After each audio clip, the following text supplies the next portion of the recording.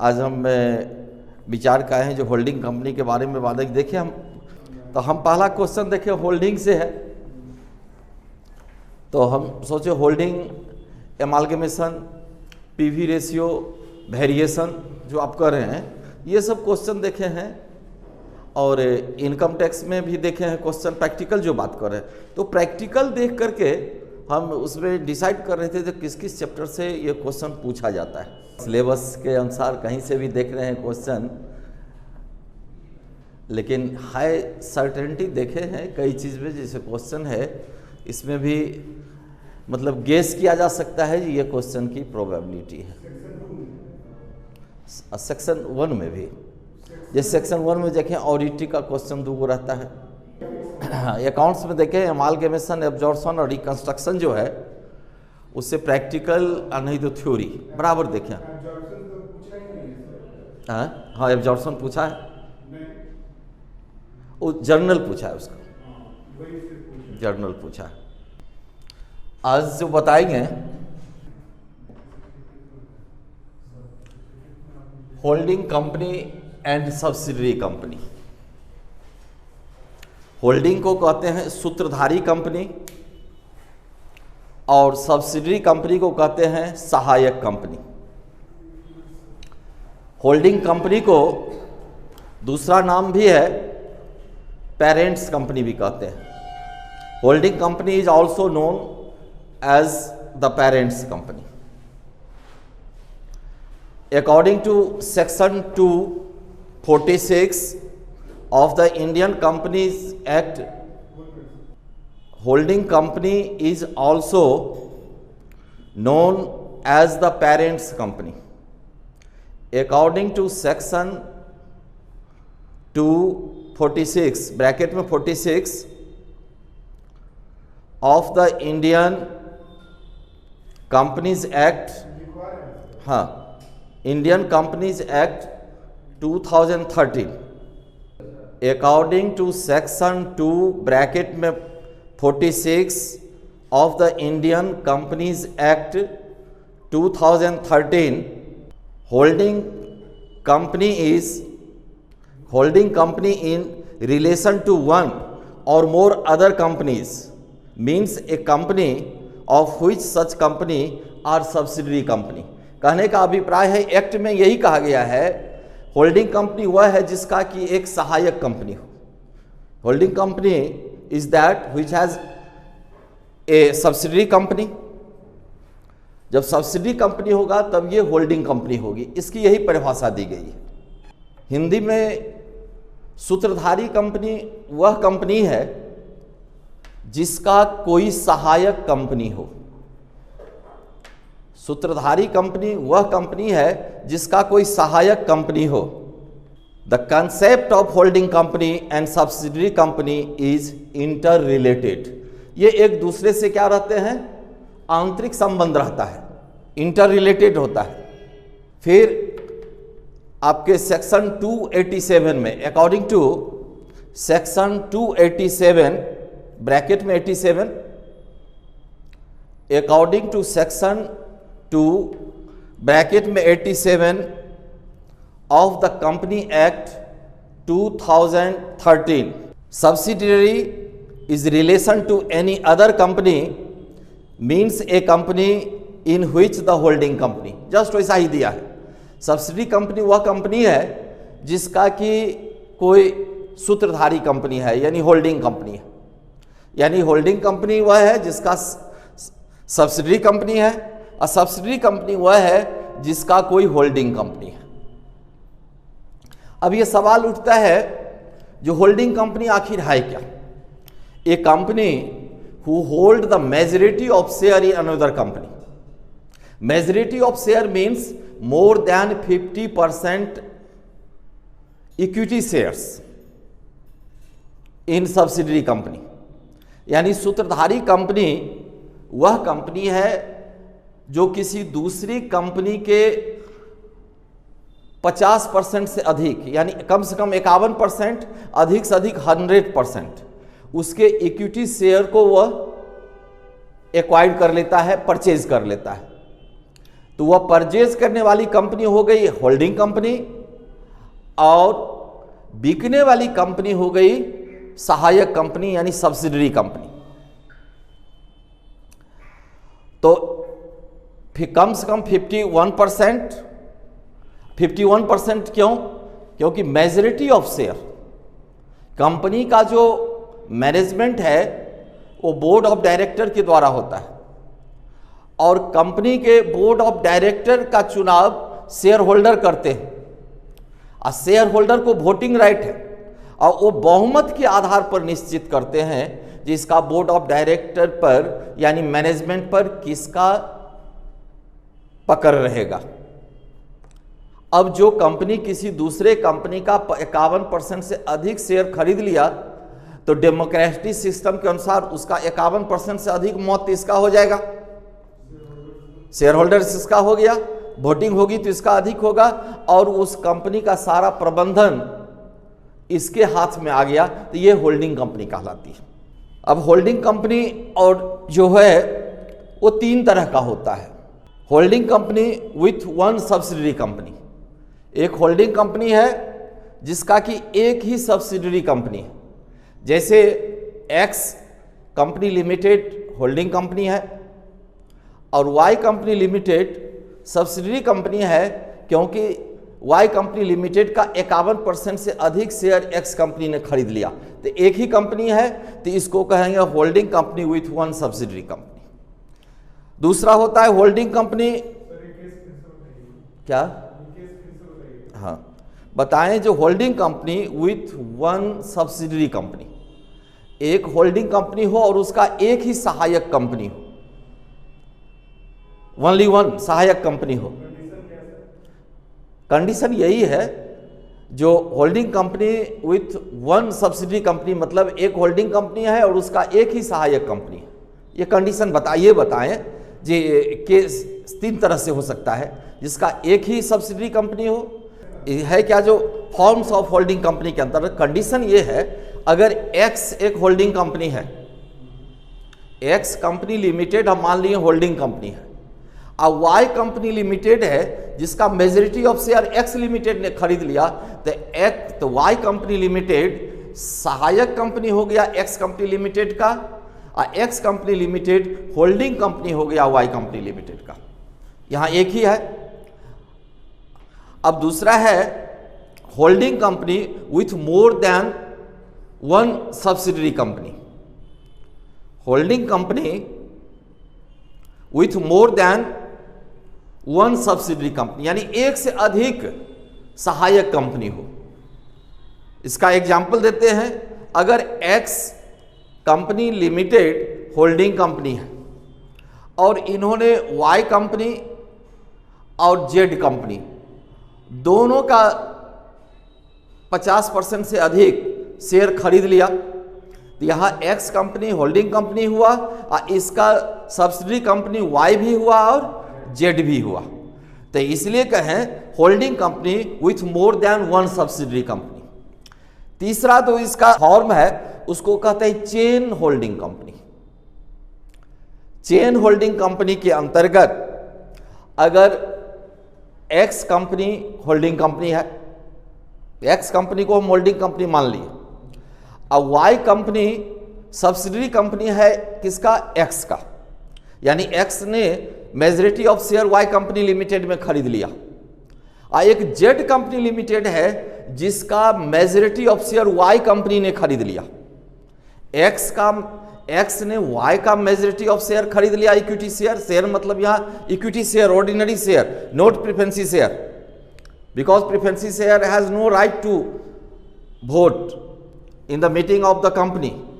और Y company limited ने Z company limited का मेजॉरिटी ऑफ शेयर खरीद लिया, तो एक्स का सब्सिडरी कंपनी वाई हुआ और वाई का सब्सिडरी कंपनी जेड हुआ, तो यहां पर एक्स का सब्सिडरी वाई भी हुआ और एक्स का सब्सिडरी जेड भी हो गया।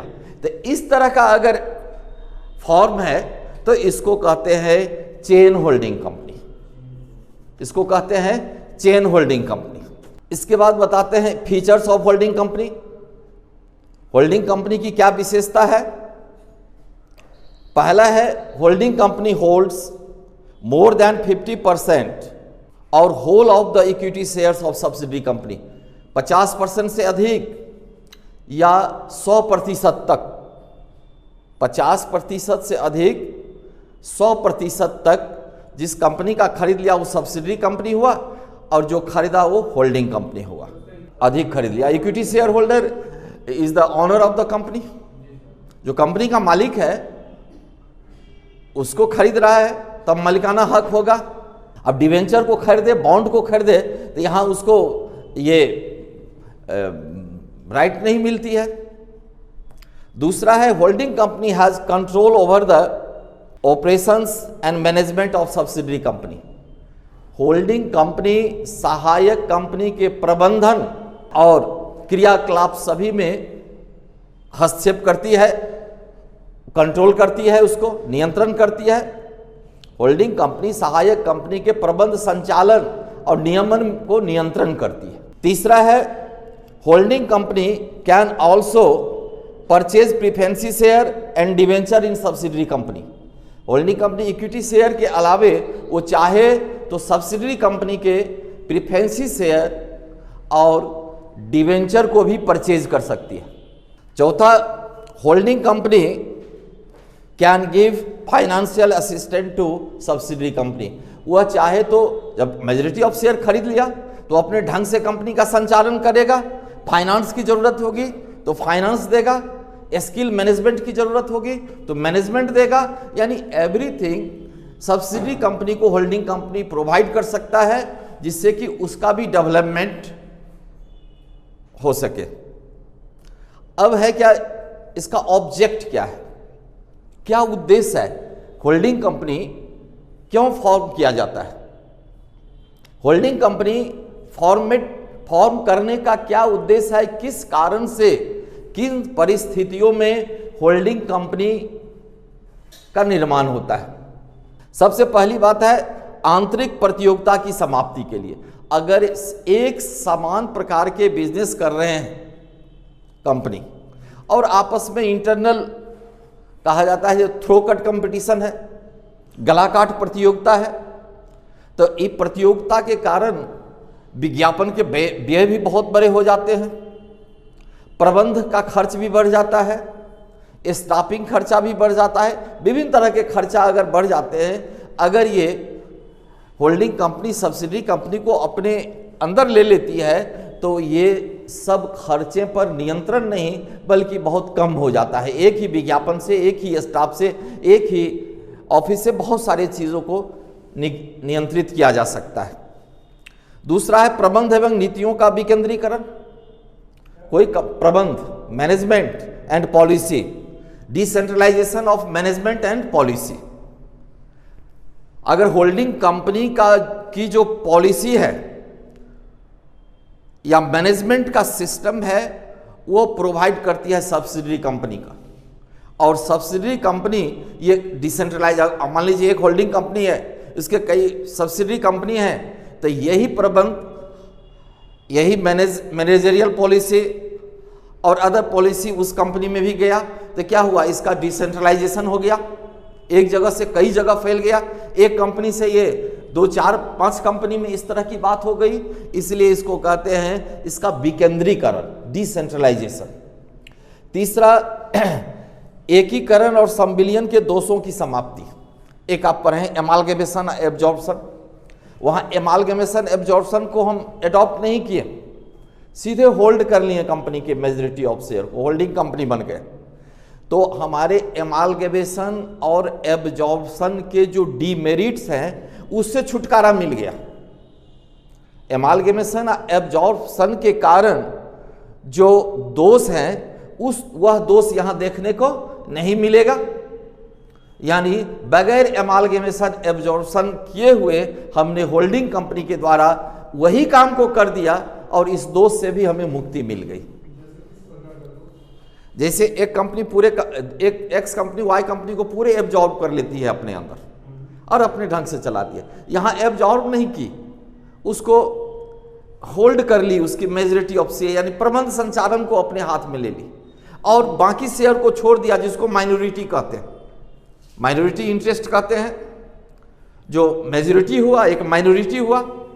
अगर होल्डिंग कंपनी ने 80% शेयर को परचेज कर लिया सब्सिडरी कंपनी का और 20% शेयर को परचेज नहीं किया तो 20% शेयर हो गया माइनॉरिटी। इसको माइनॉरिटी इंटरेस्ट करके निकालते हैं। और होल्डिंग कंपनी का 80% हो गया। अब प्रबंध और संचालन इसके द्वारा हुआ, लेकिन एकीकरण ये तो एमालगमेशन नहीं हुआ, एब्जॉर्प्शन भी नहीं हुआ। और सारा प्रबंध संचालन पॉलिसी अपनी जितनी भी टूल्स एंड टेक्निक है वो सारे उसको प्रोवाइड कर दिया। वो कंपनी भी आगे निकल गई तो जो माइनॉरिटी ऑफ इंटरेस्ट है, जो माइनॉरिटी शेयर होल्डर है, उसको भी ये बेनिफिट मिल गया। मर्ज अलग हुआ, वो एमालगमेशन एब्जॉर्प्शन में ये मर्ज नहीं है। केवल मैनेजमेंट को अपने हाथ में ले लिया, मेजॉरिटी ऑफ शेयर को अपने हाथ में ले लिए, प्रबंध संचालन वो करेगा, वो जो चाहेगा वो करेगा। क्योंकि कंपनी का जो प्रबंध संचालन होता है, कोई भी पॉलिसी लेनी होती है तो शेयर होल्डरों की एक जनरल मीटिंग होती है। कंपनी के लाइफ में पहला मीटिंग होता है, उसको क्या कहते हैं? नहीं, एस्ट्यूसरी मीटिंग, वैधानिक सभा। कंपनी के लाइफ में जो पहली मीटिंग होती है वह लाइफ में एक ही बार होता है, एस्ट्यूसरी मीटिंग। उसके बाद तो शेयर होल्डरों की मीटिंग होती है, डिवेंचर होल्डर की मीटिंग होती है, अब तो कस्टमरों की भी मीटिंग होती है। हम कस्टमर को भी इनवाइट करते हैं जो हमारे, और उसको पूछते हैं आपकी क्या रिक्वायरमेंट है, आपकी क्या इच्छा है, हम क्योंकि उसी के अनुसार प्रोडक्शन करेंगे। अब बताएं लाभों, विनियोग तथा उपयोगी स्रोतों में।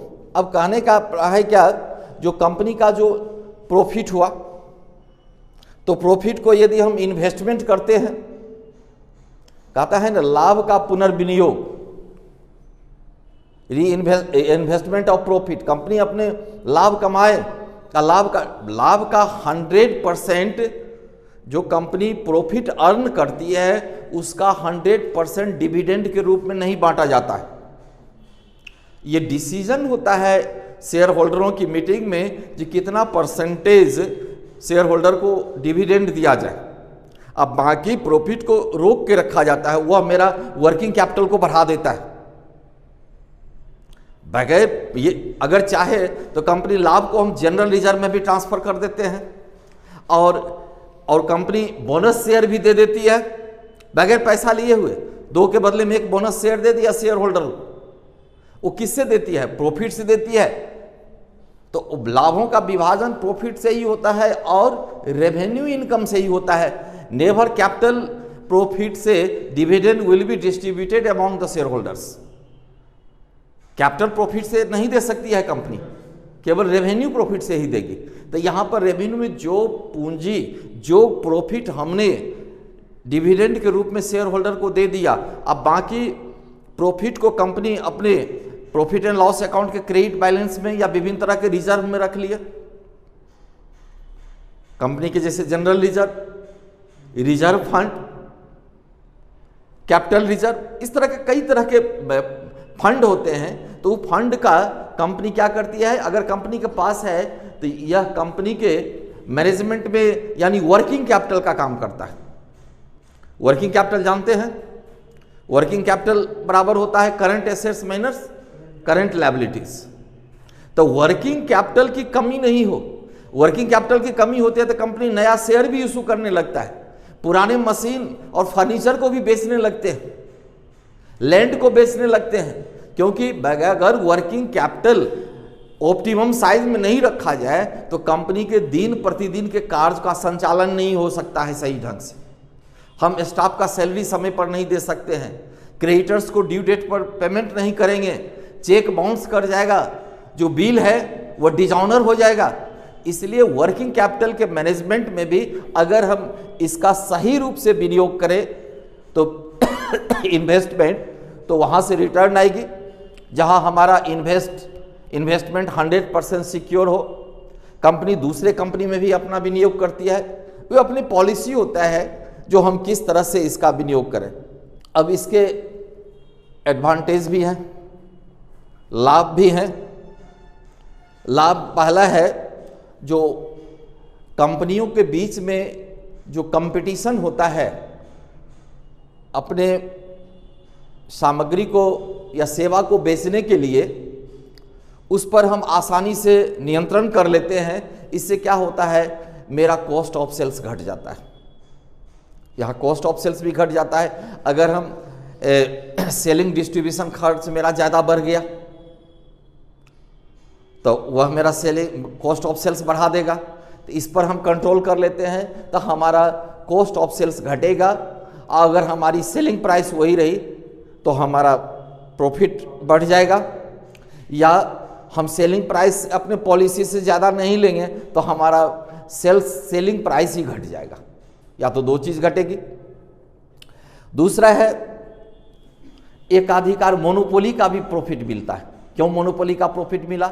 अब 3 कंपनी आपस में प्रतियोगिता कर रही थी अपने अपने माल को बेचने के लिए। अब तीनों कंपनी का नियंत्रण एक कंपनी के हाथ में चला आया। अब वहाँ से कोई तीनों के बीच में जो कंपटीशन थी वो खत्म हो गई। तो एक तरह से ये मोनोपोली भी हो गया, एक तरह से मोनोपोली भी हो गया। तो मोनोपोली के जो मेरिट्स हैं ये भी गेन कर लेते हैं। तीसरा है हमारा फाइनेंस के 2 स्रोत होते हैं। फाइनेंस भी आपको पढ़ना है, एक इंटरनल स्रोत और एक एक्सटर्नल स्रोत। इंटरनल स्रोत में यही होता है, प्रॉफिट का हम इन्वेस्टमेंट कर दिए, प्रॉफिट का इन्वेस्टमेंट कर दिए, और जो कंपनी के अंदर जो है। और एक्सटर्नल स्रोत में हुआ, बाहर से हम शेयर इशू किए, डिबेंचर इशू किए, बॉन्ड इशू किए, लाए। तो हमारा जो इंटरनल और एक्सटर्नल जो हमारा फाइनेंस है उसका हम ऑप्टिमम यूटिलाइजेशन करते हैं। अगला है जो सब्सिडरी कंपनी जो है उसकी पहचान खत्म नहीं होती है। अगर हम एमालगेमेशन कर लेते हैं तो नई कंपनी जो बनी एमालगेमेशन के बाद उसी की पहचान रहती है, और जिसको एमालगेमेट किया गया और पुरानी कंपनियों की पहचान खत्म हो जाती है उसका लिक्विडेशन हो जाता है, समापन हो जाता है।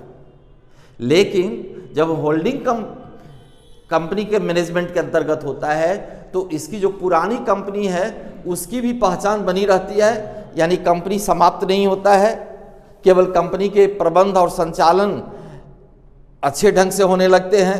और इसके द्वारा जो हम बनाते हैं कंसोलिडेटेड बैलेंस शीट, यहाँ होल्डिंग कंपनी में क्या बनाते हैं, कंसोलिडेटेड बैलेंस शीट। तो कंसोलिडेटेड बैलेंस शीट के द्वारा हम कंपनी की जो प्रॉफिटेबिलिटी, उसकी लाभदायक क्षमता कितना है, और अदर कोई भी फाइनेंशियल जो रिपोर्ट हैं, सूचनाएं हैं, वे सभी हम आसानी से कंसोलिडेटेड बैलेंस शीट से निकाल लेते हैं। मिल जाता है हमको कंपनी की क्या स्थिति है। देखिए, होल्डिंग कंपनी हमारे शब्दों में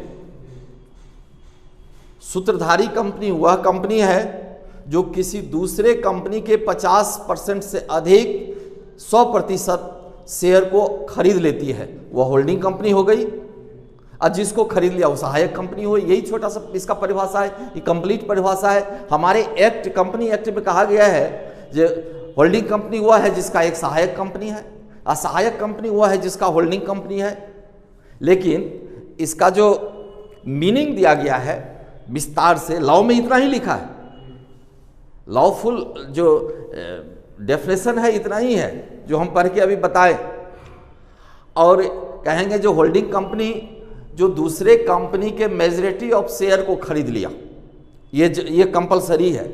मेजॉरिटी ऑफ शेयर मतलब मोर देन 50% इक्विटी शेयर, वह शेयर जिसको वोटिंग राइट है। सर, आपने उद्देश्य में बताया था, ये एडवांटेज बता रहे थे, ऑब्जेक्ट तो बताए हैं। ऑब्जेक्टिव में थर्ड वाला पॉइंट देखिए।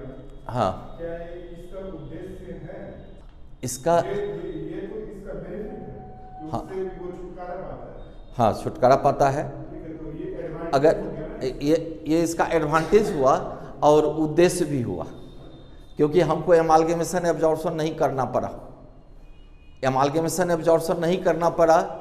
और बगैर एमालगेमेशन एब्जॉर्प्शन किए हुए हम उसके दोषों को दूर करते हुए हमने उस कंपनी पर नियंत्रण कर लिया। एक कंपनी दूसरे कंपनी पर बगैर एब्जॉर्ब किए हुए, एमालगेमेट किए हुए उस पर अपना कंट्रोल कर लेती है, तो ये मेरा ऑब्जेक्ट हुआ। ये फॉर्म में तो हाँ, इस ऐसे इसको लिखना पड़ेगा। तो ये मेरा ऑब्जेक्ट हो गया। हम उस कंपनी पर चाहते हैं, एक्स कंपनी चाहती है जो वाई कंपनी और जेड कंपनी पर अपना नियंत्रण रखे। तो यहाँ या तो उसको हम एमालगेमेट कर लेंगे या उसको एब्जॉर्ब कर लेंगे। और इसके लिए तीसरा तरीका ऑब्जेक्ट है कि जो हम चाह रहे हैं वह सब कर लेंगे, ना एमालगेमेट करेंगे ना एब्जॉर्ब करेंगे, केवल होल्डिंग के द्वारा ये हम बेनिफिट उसको दे सकते हैं। उसको होल्ड कर लिए, अब जो बेनिफिट देना है देंगे, वो हमारे अंतर्गत आ गया। एमालगेमेशन एब्जॉर्प्शन के अस्तित्व का यहाँ कोई प्रश्न ही नहीं उठा। सर जब खत्म ही नहीं हो रहा है तो वो तो अस्तित्व में है ना। अस्तित्व का मतलब हुआ एमालगेमेशन के जो मेरिट डिमेरिट हैं उसको हमने ले लिए। एमालगेमेशन बगैर किए हुए उसके अस्तित्व का सवाल ही नहीं उठता है। हाँ, उसका समापन हो जाता है। सेम होता है। हाँ, रिकंस्ट्रक्शन दो तरह का होता है, इंटरनल और एक्सटर्नल। हाँ, तो एमालगेमेशन के केस में क्या होता है, कंपनी तो वही रहती है, नहीं, ठीक है। एक एमालगेमेशन का मतलब होता है, एक छोटी कंपनी और एक बड़ी कंपनी है। छोटी बड़ी से मतलब नहीं है। यहाँ एमालगेमेशन का मतलब होता है जब दो या दो से अधिक कंपनी आपस में मिल करके एक तीसरी कंपनी का निर्माण कर लेती है, और तो पुरानी कंपनी का लिक्विडेशन हो जाता है। हाँ, एक नई कंपनी का फॉर्मेशन हो जाता है। यहाँ कहने का मतलब ये है, जो हमारा ऑब्जेक्ट ये है, बगैर एमालगेमेशन एब्जॉर्प्शन किए हुए, ये रेफरेंस दे रहे हैं जो एमालगेमेशन और एब्जॉर्प्शन बगैर किए हुए हम कंपनी को होल्ड कर लिए और कंपनी के प्रबंध संचालन को हमने बेहतर बना दिया। ना हमको एमालगेमेशन करना पड़ा ना एब्जॉर्प्शन करना पड़ा, तो उसके अस्तित्व को रहते हुए नहीं रहते हुए का कोई प्रश्न ही नहीं उठता है। ये रेफरेंस दिए जो उसके अगर कोई डिमेरिट है, यानी ये कंपनी का लिक्विडेशन हो गया तो वो कंपनी मृत हो गई, लेकिन यहाँ नहीं, यहाँ कंपनी वर्तमान है, सब्सिडरी कंपनी भी है। लेकिन एमालगेमेशन का मतलब होता है क्या, जो किसी पुरानी कंपनी का समापन, वो तो नहीं हुआ, वो नहीं हुआ। बगैर समाप्त किए हुए कंपनी को जीवित रखते हुए हमने उस पर होल्ड कर लिया। देखिए, ये कंडीशन पर डिपेंड करता है, कौन हमको एमालगेमेशन करना ज़्यादा बेनिफिट है कि एब्जॉर्प्शन करना बेनिफिट है कि होल्ड करना। ये कंपनी की सिचुएशन पर, नेचर पर और मार्केट की कंडीशन पर भी, बहुत सारी चीज़ों पर ये डिपेंड करती है। अब कौन कहाँ बेहतर होगा तो वो तो उस समय मैनेजमेंट निर्णय लेगी। कहीं ये हम नहीं कह रहे होल्डिंग ही हमेशा बेहतर है, ये नहीं कहा जा सकता। कहीं एब्जॉर्प्शन करना ही ज़्यादा बेहतर होगा।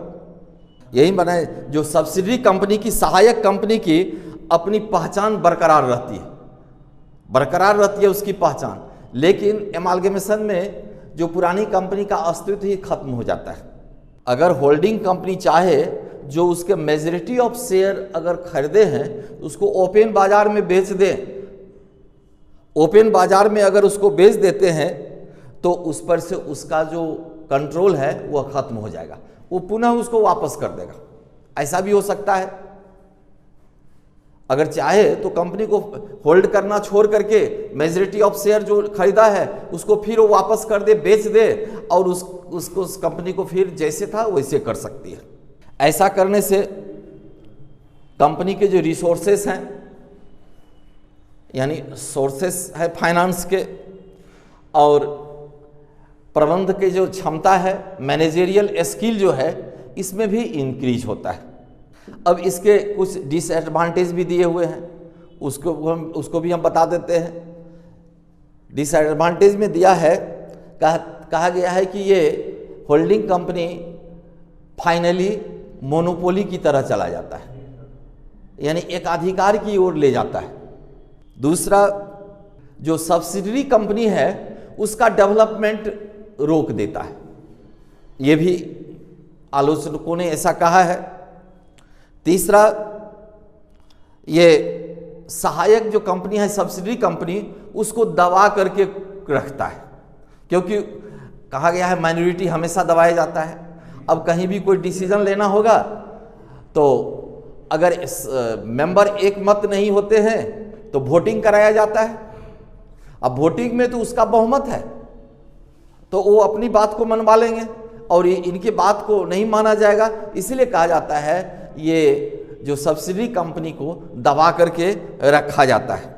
ये भी प्रश्न उठता है, जो होल्डिंग कंपनी सब्सिडी कंपनी को जब 100% एक्वायर करती है तो इसमें फ्रॉड भी हो सकता है, फ्रॉड भी हो सकता है और फ्रॉड करके उस कंपनी को एक्वायर कर ले, 100% ले ले, उसका जो वैल्यूएशन होगा वो सही ढंग से नहीं करा, एसेट्स का वैल्यूएशन वो कम वैल्यू में करें, लायबिलिटीज़ को बढ़ा दें, तो क्या होगा, उसका जो नेट एसेट्स होगा वो कम हो जाएगा।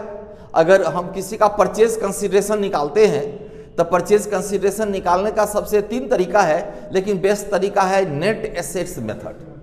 तो नेट एसेट्स मेथड में हम क्या करते हैं, टोटल एसेट्स में से पहले आर्टिफिशियल एसेट्स घटा देते हैं और फिर लायबिलिटीज़ को घटा देते हैं। तो अगर हम एसेट्स को घटा करके उसका वैल्यूएशन करें, डिवैल्यूएशन कर दें और लायबिलिटीज़ को इंक्रीज कर दें तो उसका नेट एसेट्स ही कम हो जाएगा। तो अगर उसकी नेट एसेट्स कम होगी या इसी परचेज प्राइस पर हम खरीद लें तो यहाँ फ्रॉड हो सकता है, इसलिए ऐसा ये भी आरोप लगाया गया है। ये भी है जो होल्डिंग कंपनी है अपने पावर का दुरुपयोग भी कर देती है, जब दबाती है दुरुपयोग कर देती है, एक वही बात हो गई। और सबसे बड़ी बात है क्या, जो इंटरनल स्टॉक होता है उसका वैल्यूएशन करना यहाँ मुश्किल होता है। इंटरनल स्टॉक का मतलब हुआ goods transfer to holding company by subsidiary company और goods transfer to subsidiary company by holding company at profit. अगर होल्डिंग कंपनी सहायक कंपनी होल्डिंग कंपनी को कोई गुड्स ट्रांसफर करती है, माल ट्रांसफर करती है और माल में प्रॉफिट जोड़ करके देती है, 50% 20% प्रॉफिट। अब सवाल उठता है उसका वैल्यूएशन कैसे किया जाए। जब हम कंसोलिडेटेड बैलेंस शीट बनाते हैं तो दोनों कंपनी के स्टॉक को जोड़ लेते हैं और इंटर कंपनी प्रॉफिट को माइनस कर देते हैं। इंटर कंपनी का जो प्रॉफिट है, इंटर कंपनी मतलब चाहे सब्सिडरी का हो या होल्डिंग का हो, इंटर कंपनी प्रॉफिट को डिडक्ट कर देते हैं तब स्टॉक लिखते हैं। तो ये भी तो एक, इसका भी आलोचना किया गया है, इसको क्यों घटाएंगे। लेकिन जो हमारा थ्योरी कहता है, हम स्टॉक को हमेशा किस पर दिखाते हैं, कॉस्ट प्राइस पर दिखाते हैं। अगर कॉस्ट में हम प्रॉफिट जोड़ दिए तो हमको और उसको दिखाएंगे तो अननेसेसरी वो प्रॉफिट मेरे एसेट्स हो जाएगा जो कि अभी अर्न नहीं किया गया है। जो प्रॉफिट हम अर्न ही नहीं किए उस प्रॉफिट को हम कैसे दिखा सकते हैं। अब यहाँ पर जो है हम लोग बनाते हैं इसमें, जैसे इसका जर्नल एंट्री भी बता देते हैं। Journal entries in the book of holding company, journal entries in the book of holding company. पहला, for purchase of shares in subsidiary company, for purchase of shares in subsidiary company, for purchase of shares in subsidiary company. Entry लिखिए, investment in subsidiary company account debit, investment in subsidiary को S company लिखिए और holding को S company लिखिए। Investment in S company limited to bank account, to debenture account, to share capital account, to bank account, to debenture account, to share capital account. अब हम खरीदेंगे तो तीनों चीज दे सकते हैं या 2 ही दे सकते हैं, शेयर भी दिए, डिवेंचर भी दिए या कैश भी दे दिए। मैक्सिमम कैश, डिवेंचर और शेयर तीनों से खरीद सकते हैं। इन्वेस्टमेंट अच्छा रहेगा। कंपनी एक्ट में जितने भी अच्छे बुक है एमसी शुक्ला तक के भी जो सीए पढ़ते हैं उसमें भी देखे हैं ये इन्वेस्टमेंट ही लिखते हैं। वैसे हम इसको बोलते हैं परचेज प्राइस भी बोलते हैं, परचेज कंसिडरेशन भी बोलते हैं और एक्विजिशन प्राइस भी बोलते हैं। लेकिन यहाँ इन्वेस्टमेंट ज़्यादा देखे हैं विद्वानों ने इस सब वर्ड का प्रयोग किया है अच्छे अच्छे बुक में। हाँ, तो परचेज आप लिख सकते हैं, ये रॉन्ग नहीं होगा, ये रॉन्ग नहीं होगा। लेकिन होता है कि एप्रोप्रिएट वर्ड चुनते हैं हम लोग, किसी को संबोधन करने के लिए, किसी चीज़ को कहने के लिए एक सूटेबल वर्ड लेते हैं ना। तो यहाँ अकाउंट के दृष्टिकोण से इन्वेस्टमेंट ही है। अगर हम परचेज लिख ले तो रॉन्ग होगा, ये बात नहीं है। दूसरा, for distribution of profit and dividend, for distribution of profit and dividend. यहाँ एक बात बता देते हैं, जब होल्डिंग कंपनी सब्सिडरी कंपनी को खरीदती है तो किसी डेट को, सर्टेन डेट को, तो उस डेट तक जो भी प्रॉफिट है, उस डेट तक जो भी प्रॉफिट है, उस प्रॉफिट को कहते हैं pre acquisition profit. Pre acquisition, हाँ, डेट तक, अगर जिस डेट को खरीदी है उस डेट तक जो भी कंपनी का प्रॉफिट है, चाहे वो प्रॉफिट मतलब वो रिजर्व में है या वो क्रेडिट बैलेंस है पीएल का। पीएल का क्रेडिट डेबिट बैलेंस क्या होता है बताओ तो? What do you mean by debit balance of profit? Loss. a credit balance of PL means profit। तो प्री एक्विजिशन प्रॉफिट कहिए या अप टू द एक्विजिशन, इसको हम कहते हैं कैपिटल प्रॉफिट। इसको क्या कहते हैं? Capital profit. पोस्ट एक्विजिशन जो प्रॉफिट होता है, अब सबसे पहले कैपिटल प्रॉफिट रेवेन्यू प्रॉफिट में अंतर जानते हैं? नहीं, तो ये चीज़ जानना जरूरी है ना। ये सब ये चाहे हर एक में आपके ऑडिट में, मैनेजमेंट में, सब जगह ये कॉमर्स के छात्र अगर कैपिटल प्रॉफिट और रेवेन्यू प्रॉफिट नहीं जाने, हाँ, तो आप प्रयास कर रहे हैं, एक लाइन में आप सुन लीजिए तो आपका जो है वो क्लियर हो जाएगा। कैपिटल प्रॉफिट वह प्रॉफिट है जो किसी संपत्ति को अचानक हम बेच दिए, जो हमारा नॉन डीलिंग एसेट्स है, नो डीलिंग एसेट्स। अगर एक फर्नीचर का व्यापारी फर्नीचर बेचता है डेली और उस पर प्रॉफिट कमाता है तो रेवेन्यू प्रॉफिट हो गया। और कोई ऑफिस में क्या अदर जगह जो आप फर्नीचर लाए और फर्नीचर आपका कुछ लगा कि नहीं ये थोड़ा पुराना हो गया, इसको हम बेच देते हैं। अब उस फर्नीचर को, उस प्लांट को या कोई भी चीज़ सामग्री जो आप जिसका आपका नॉन डीलिंग एसेट्स है, उसको आप बेच दिए और उसमें प्रॉफिट हो गया, तो वह कैपिटल प्रॉफिट हो गया। कैपिटल प्रॉफिट हो गया। अब मान लीजिए आप और रेवेन्यू प्रॉफिट हो गया जो हम उसको बेचते जा रहे हैं। उसी तरह एक्सपेंस में भी होता है कैपिटल एक्सपेंस और रेवेन्यू एक्सपेंस। कैपिटल एक्सपेंस हुआ क्या?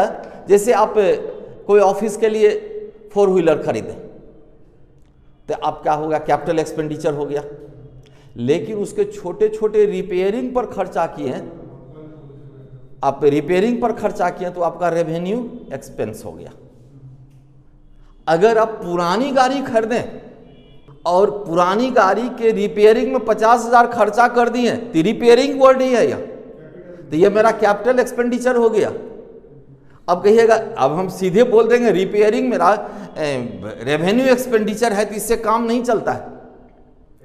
बहुत सारे उसका कंडीशन को देखा जाता है, जो किस कंडीशन में क्या आप खर्चा किए, आंख मूंद करके कोई लिस्ट बना दें और उसको कह दें ये कैपिटल एक्सपेंडिचर है, ये रेवेन्यू एक्सपेंडिचर है, इससे काम नहीं चलता है। हाँ, एक तरीका है, जैसे ट्रिक है जो रेकरिंग टाइप का होता है, बार बार होता है, तो उसको मान लेते हैं जो रेवेन्यू नेचर का है। जैसे स्टाफ का सैलरी दे रहे हैं, हर एक महीना देते हैं, तो ये हो गया कि बराबर देते हैं तो ये हो गया।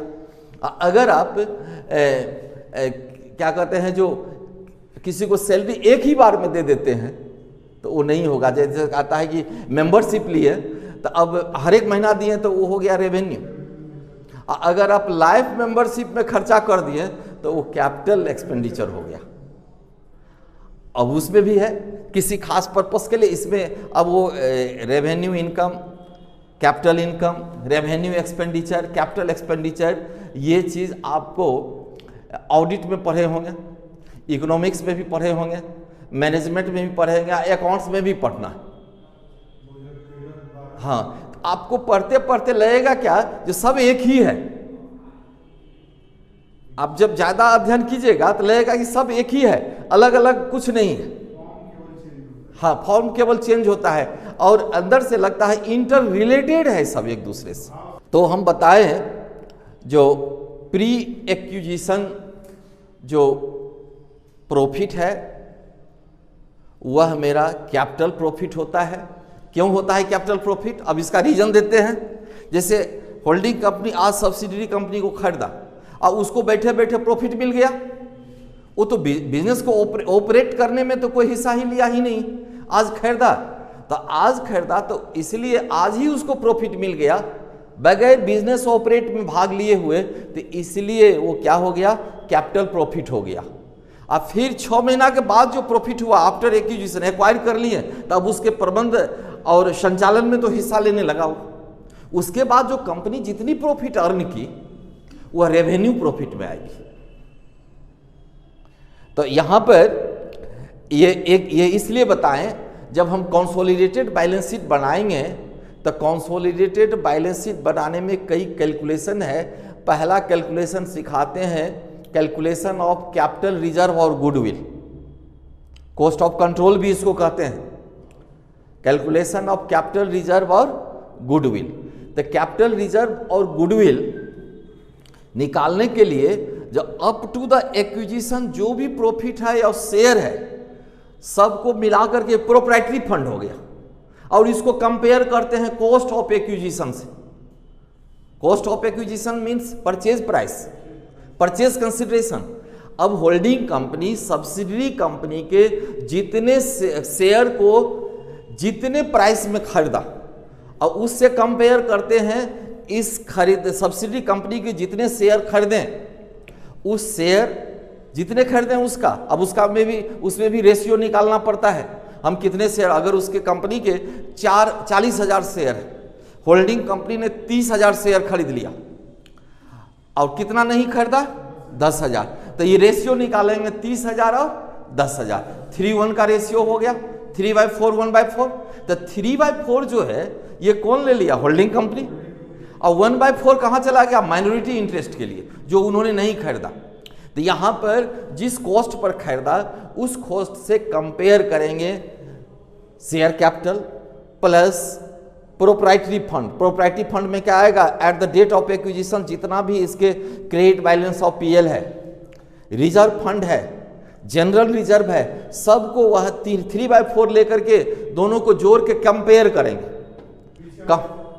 कॉस्ट ऑफ एक्विजिशन से। ये हम कैलकुलेशन करके बताएंगे, ये बनाइएगा तब। ये होल्डिंग कंपनी हम बता दी है, तो होल्डिंग कंपनी थोड़ा मतलब जितने भी हैं उसमें थोड़ा ये टेढ़ा मेढ़ा होता है, इसका कैलकुलेशन थोड़ा हार्ड होता है, लेकिन हम इसको इजी करके बताते हैं। अगर आप बुक से कोई स्टूडेंट पढ़ रहा है तो उसे एक भी क्वेश्चन नहीं बनेगा, और जब हम उसको ट्रिक दे देंगे ऐसे बनाना है तो वही स्टूडेंट बना करके दिखा देगा, हाँ सर बन गया होल्डिंग कंपनी, और फिर वो इलस्ट्रेशन से एक भी नहीं बनाएगा। क्योंकि बुक में जो जितने भी बुक देखे हैं वो बुक में अननेसेसरी इसको लार्ज करते चला गया है। हम किए हैं क्या, उसमें ट्रिक बताते हैं, उसको एकदम शॉर्ट करके आपके दिमाग में सेट कर देंगे जो इसको ऐसे ही करना है।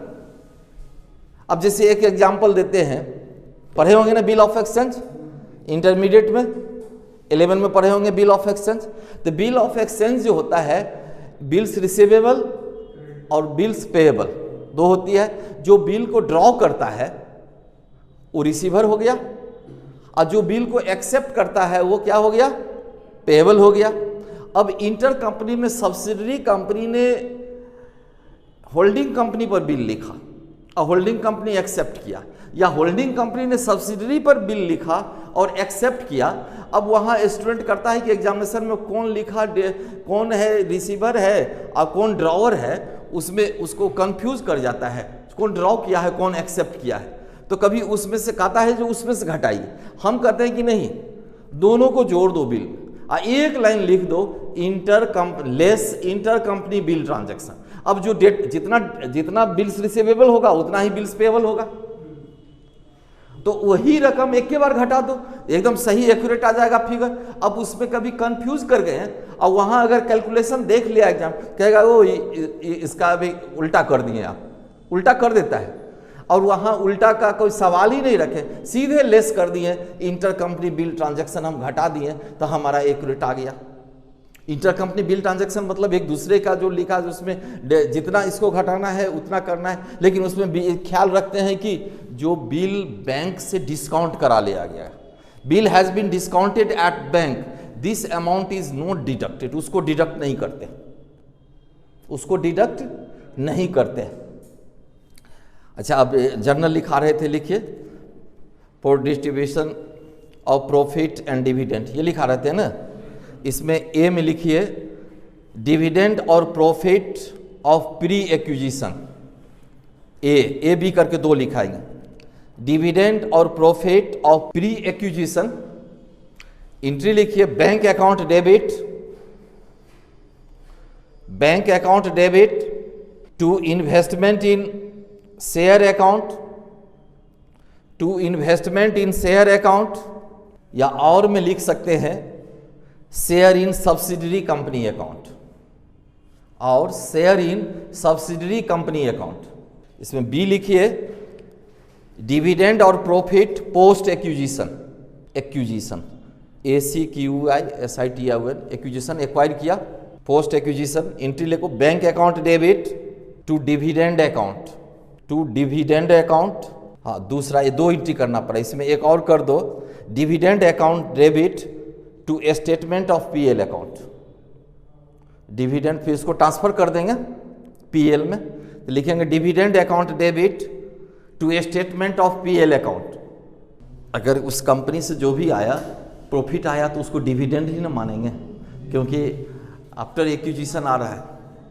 इसमें पहला कैलकुलेशन होता है कैलकुलेशन ऑफ गुडविल और कैपिटल रिजर्व। देखिए हम और दे दिए एक ही बार, अब हमको मालूम नहीं है कि यहां गुडविल आएगा कि कैपिटल रिजर्व आएगा। हम एक ही बार हमको अब हम आप एग्जामिनेशन में बनाने जा रहे हैं तो आपको क्या पता जी इसमें गुडविल आएगा कि कैपिटल रिजर्व आएगा। तो कैलकुलेशन करने के बाद इसलिए हम ऊपर में ही लिख दिया कैलकुलेशन ऑफ गुडविल और कैपिटल रिजर्व। अब इसमें से क्या आता है, इसमें सबसे पहले लिखते हैं कॉस्ट ऑफ एक्विजिशन।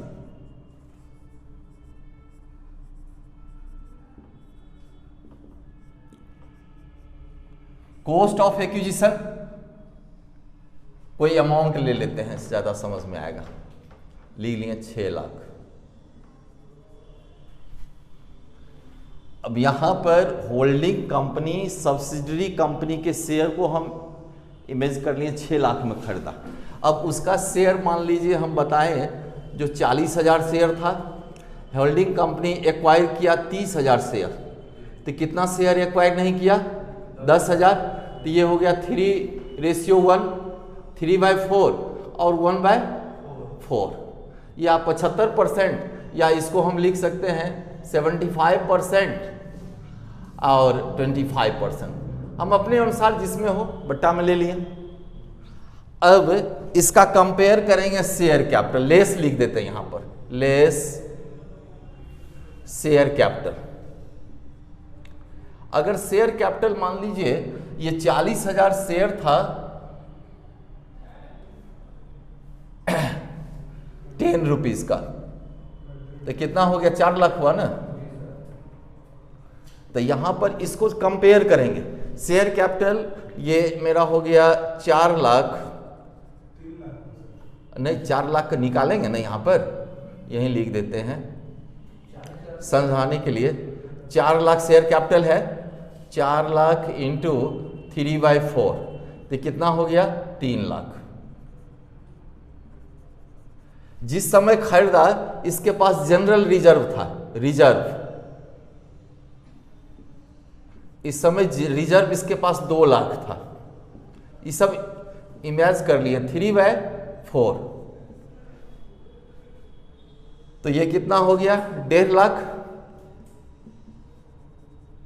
जब खरीदा तो इसके पास पीएल था, ये मान लीजिए 3 लाख था, तो 3 लाख का भी 3/4 ही ले लिया।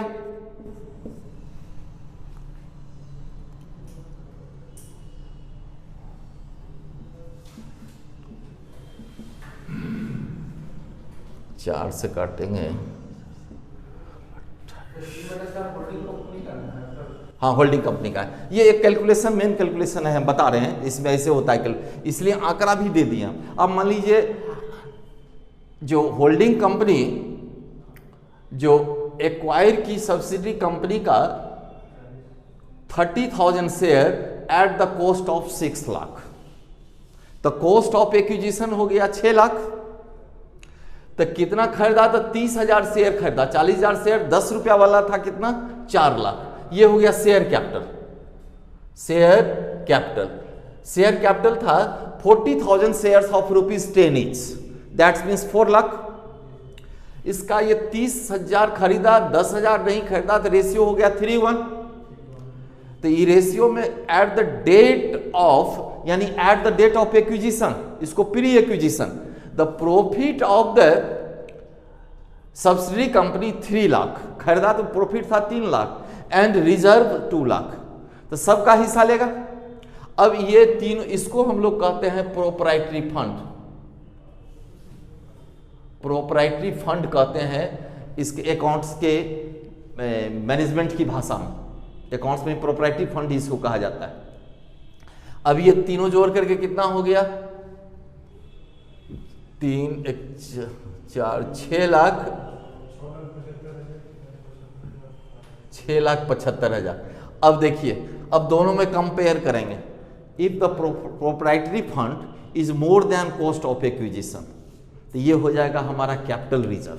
कितना हो गया ये 75,000, 75,000 हो गया यह मेरा कैपिटल रिजर्व।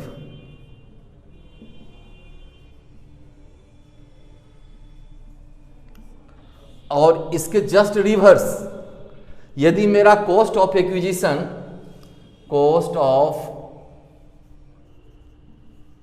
एक्विजिशन अगर होता 6,75,000 और लेस करते हैं प्रोप्राइटरी फंड, ये मेरा होता 6 लाख, तो ये 75,000 क्या हो जाता मेरा, ये हो जाता गुडविल।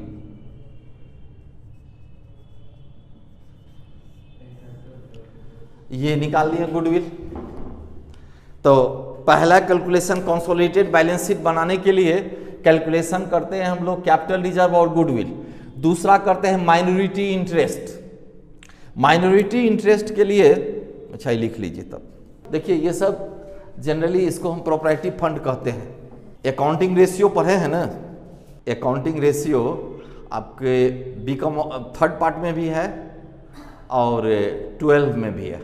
तो 12 में कम है और थर्ड पार्ट में ज़्यादा ही है। अब अकाउंटिंग रेशियो एक ऐसा टेक्निक है, 4 आइटम दे दिया, 2 आइटम दे दिया, आप कहा बैलेंस शीट बनाइए और